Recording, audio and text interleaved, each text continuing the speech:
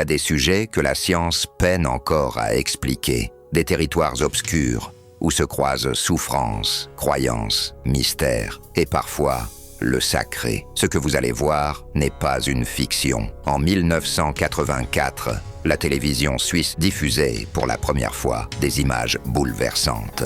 Un exorcisme filmé en temps réel et autorisé par l'Église catholique. Un événement unique. C'est un médecin, le docteur Sanchez, qui en est à l'origine. Il a suivi le rituel au plus près, caméra à l'épaule, avec la prudence du scientifique et l'humilité du témoin. L'homme que l'on voit dans ce document s'appelle Père Mathieu Girard, capucin, ancien professeur de théologie morale et de droit canonique. Il était l'exorciste officiel des diocèses de Besançon et Dijon. Un homme de foi, mais aussi de rigueur. À l'époque, il affirmait « Je n'ai jamais vu autant de cas de possession dans notre société ». Cet exorcisme, qu'il a accepté de pratiquer sous l'œil de la caméra, est un témoignage rare sur un combat invisible, celui qu'un prêtre mène seul face à ce que l'Église désigne comme une force démoniaque. Dans ce reportage, il ne s'agit ni de sensationnalisme, ni de mise en scène. Ce que vous allez découvrir, c'est une démarche spirituelle ancienne, codifiée, menée dans l'obéissance stricte aux règles de l'Église. Une liturgie de combat, mêlant prière, discernement et silence. Le Père Mathieu disait « Satan est une puissance, pas une toute-puissance. Il ne cherchait pas à effrayer, mais à éclairer, à montrer que là où l'homme perd pied, l'Église, parfois, tend encore la main. » Aujourd'hui, alors que les frontières entre le visible et l'invisible nous troublent plus que jamais, ce document garde toute sa force. Il interroge notre rapport au mal, à la foi et à la liberté. Voici le premier exorcisme jamais filmé et reconnu par l'Église. Voici le combat du Père Mathieu. L'Église catholique romaine a toujours eu tendance à occulter les phénomènes qui touchent à l'exorcisme. À plus forte raison, le clergé n'a jamais autorisé qu'un exorcisme fait par l'un de ses membres soit filmé. Pour la première fois, une séance d'un grand exorcisme, pratiquée par un exorciste officiel, le Père Mathieu, a fait l'objet d'un document filmé. Ce document exceptionnel illustre un cas de possession démoniaque. Témoignage du docteur Sanchez, 47 ans. A assisté à plusieurs grands exorcismes du Père Mathieu. Lui seul a été autorisé à réaliser ce document. J'ai tourné ce film pour témoigner de l'existence réelle de Satan.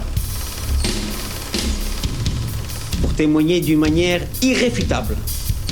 Au moment même où la plupart des gens, et malheureusement particulièrement le clergé, pensent que les exorcismes, que la possession démoniaque sont des choses d'un autre temps. Eh bien, ce n'est pas vrai. C'est d'actualité et au moment même où je vous parle, il y a un plus grand nombre de possédés qu'il n'y en a jamais eu. Malheureusement, la plupart des gens actuellement, compte tenu du contexte ecclésiastique dans lequel nous vivons, ne croient plus à l'enfer. Et ils ont bien tort. Et leur montrer un document que j'ai vécu, auquel j'ai assisté, qui m'a douloureusement touché parce qu'il s'agit d'un ami, était une chose unique. Ce n'est pas un montage, ce n'est pas une invention, c'est un fait que j'ai vécu tous les jours pendant plusieurs années et c'est la raison pour laquelle j'ai voulu le filmer afin d'en donner témoignage à tous les gens qui auront la chance, et je dirais même mieux, la grâce de le voir. Voilà pourquoi j'ai voulu, entre autres choses, tourner ce film. Animo tutus et corpore. Tu pectoris sus interna custodias, tu viscera regas, tu cor confirmes. Salve Regina, Mater Misericordiae, Voyez-vous, cet homme est arrivé, il avait 50 et quelques années. Il ne pratiquait pas, puisqu'il faisait de la magie depuis l'âge de 6 ans. Et il a fait tout le mal qu'on peut faire quand on n'est pas chrétien. Eh bien, cet homme, il a vu toutes les médecines de la création parce qu'il s'est converti. Et à partir de sa conversion, il avait mal dans le ventre. À l'absolution de ses fautes, il a pris mal dans le ventre. Alors il a vu tous les médecins qu'il a pu. Et finalement, on lui a dit, mais, il faut voir un prêtre, il a fait autrement. Alors, il a obtempéré, n'est-ce pas? Il a cherché, et puis alors on lui a dit, mais prenez la direction de Besançon. Il est venu. Voilà. Nobis post exilium ostende, o clemens, o pia, o dulcis Virgo Maria. Quand il m'a eu raconté son histoire, je n'ai pas hésité pour penser qu'il était possédé. Ça ne pourrait pas. Alors, j'ai commencé les exorcismes, et ça s'est avéré au bout d'au moins 20 exorcismes avant que Satan se dévoile.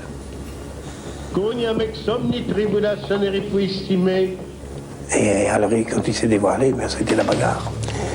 Et la bagarre avec des témoins, avec tout ce qu'il fallait. Mais c'était épouvantable.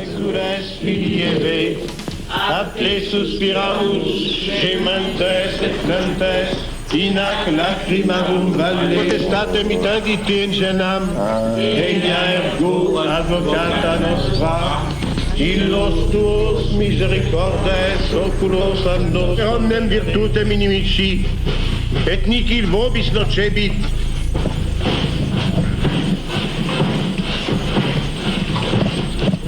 Verum tamen in hoc nolite gaudere, quia spiritus vobis subiciuntur, gaudet totem con nomina vestra scripta sunt in celis. Imperatibi, fides sanctorum apostolorum Petri et Pauli, et ceterorum sanctorum, imperatibi martyrum sanguis, imperatibi continentia confessorum, exorcismo. On me demande parfois pourquoi je parle latin. C'est parce que les gens ne le savent pas. Oui, mais alors quel intérêt y a-t-il? L'intérêt, c'est que Satan, quelquefois, me répond en latin, alors qu'elle ne sait pas. Et à ce moment-là, il y a autre chose, comprenez-vous? Et ainsi de suite, il y a des... Mais il vous répond quoi, Satan? Mais il me répond à la question que je pose. Et quelles sont les questions que vous posez? Par exemple, dis-moi ton nom. Non. Dic mihi nomen tuum, je ne sais pas ce que ça veut dire. Réponds non. C'est clair. Comprenez-vous? Et pour tout, c'est comme ça. Salaud. Salaud. Oh, c'est pas mon ami. In nomine Sanctissime Trinitatis.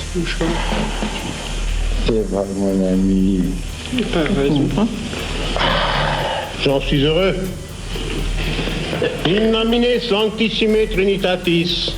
J'ai une religieuse comme l'avait envoyé un évêque,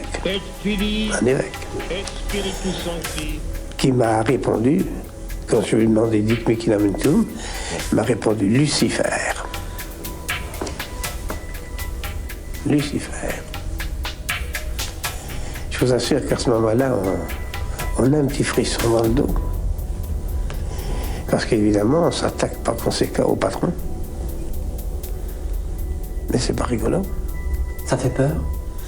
C'est-à-dire on sait, on est dans la sécurité parce que malgré tout, nous savons que l'Église nous donne tout ce qu'il nous faut, n'est-ce pas? Mais malgré tout, vous savez, quand on manie ces armes-là, contre un ennemi qu'on ne voit pas, on l'entend quelquefois, bien sûr.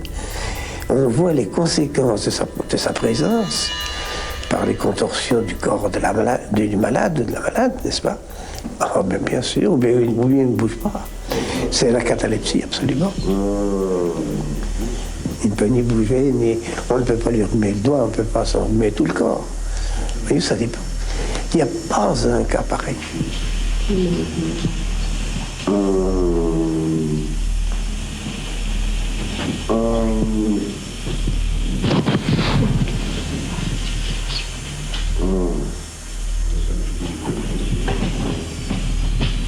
Prenez maintenant sous les bougies, en face des genoux, de l'autre côté des genoux, pour voir si les jambes plient.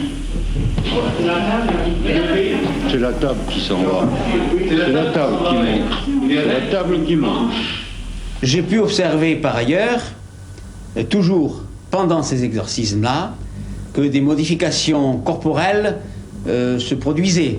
Par exemple, les muscles n'étaient plus des muscles, c'était de la pierre. Je n'enlève qu'un à la fois et les deux qui viennent ensemble. Voilà. Et cet état-là était en relation directe avec l'exorcisme et pas autre chose, puisque lorsque l'exorcisme était terminé, il redevenait un homme normal, ou en tout cas apparemment normal, comme tout le monde. Notre-Dame de Fatima, viens à notre secours.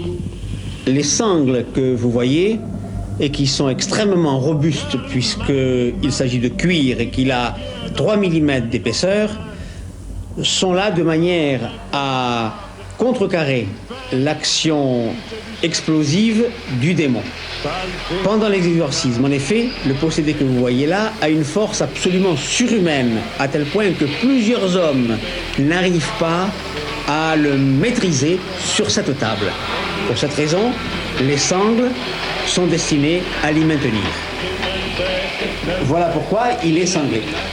Et il est sanglé aussi parce que on craint que certains gestes inattendus puissent blesser aussi l'entourage. Ce n'est pas à écarter. Sors de cet homme. Sors de cet homme. Je te l'ordonne au nom du Christ. Sors de cet homme. In nomine Patris et Filii et Spiritus Sancti.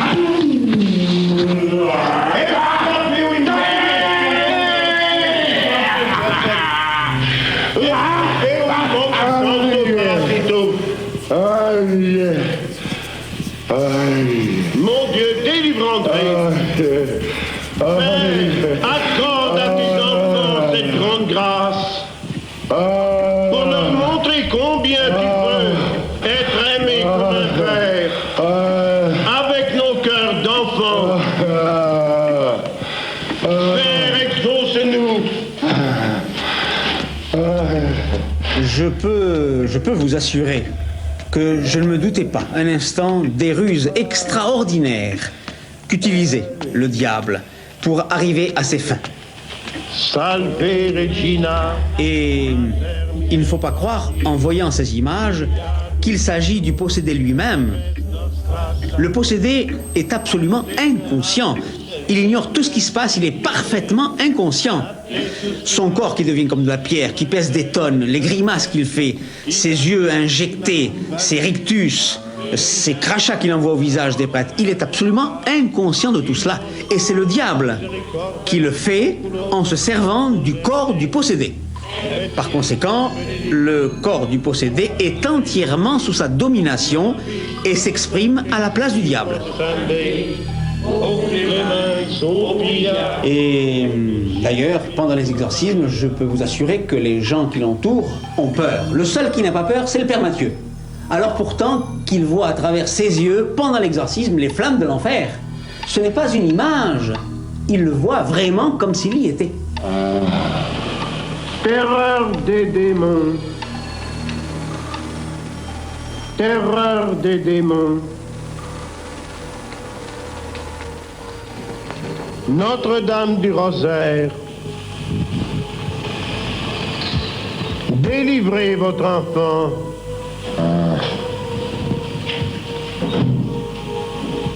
Chassez Satan du corps de votre enfant. Par le sacerdoce du Christ, Satan, sors de cet homme. Père, chassez le démon pour toujours. Repousser en enfer Satan et les autres esprits mauvais qui errent dans le monde pour perdre les âmes.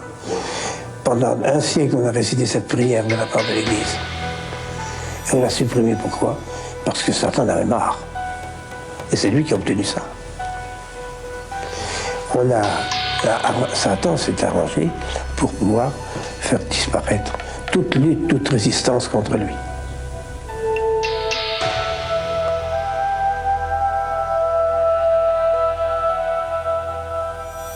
La plus belle ruse du diable est de vous persuader qu'il n'existe pas, soulignait Baudelaire. Mais à la fin du XXe siècle, peut-on encore croire au diable?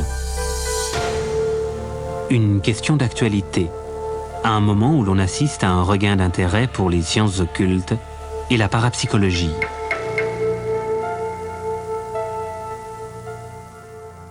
À la lumière des acquis de la psychanalyse, l'Église a évolué. Elle ne veut plus réduire Satan à une image d'Épinal.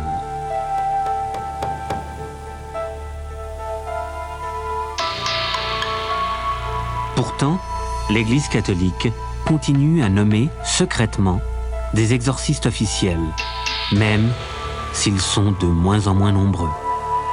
Parce qu'on ne veut pas faire du mal à Satan. Ou plus exactement, on n'y croit plus. Alors on ne se bat pas contre celui qu'on ne connaît pas. Pas possible, ça. C'est peut-être pour ça qu'il fait tant de mal. Oui. Mais vous, Père Mathieu, vous l'avez rencontré, Satan? Oui, je peux le dire. Je peux le dire. Quelle impression ça fait? Ça ne fait pas rire. Mais d'un autre côté, il ne faut pas avoir peur. Car un enfant qui ne quitte pas sa mère peut être défendu par elle comme si c'était une lionne qui défend son petit. La Sainte Vierge défend son enfant. Dans l'exorcisme, si on est en règle, on ne doit pas avoir peur, on ne peut pas avoir peur, car tout de même, il y a l'amour divin entre Satan et l'enfant que nous sommes. Les anges.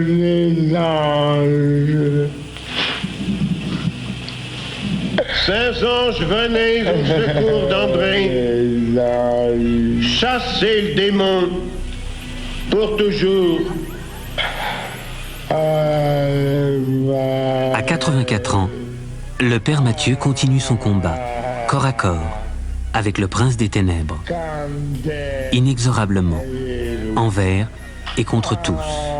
Satan, sors de cet homme. Je ne m'arrêterai qu'à l'heure de ma mort, quand le bon Dieu le voudra. C'est tout. Je ne veux pas, moi, me soustraire à mes obligations sacerdotales. Je suis prêtre pour ça. C'est tout.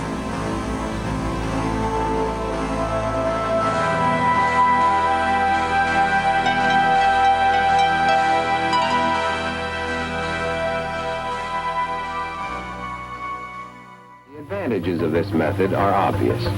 Not only may the body be promptly released if necessary, but with all viscera removed in continuity, the examiner has an opportunity to study each viscous and organ system in anatomic relation to the other. Dissection begins after the entire organ mass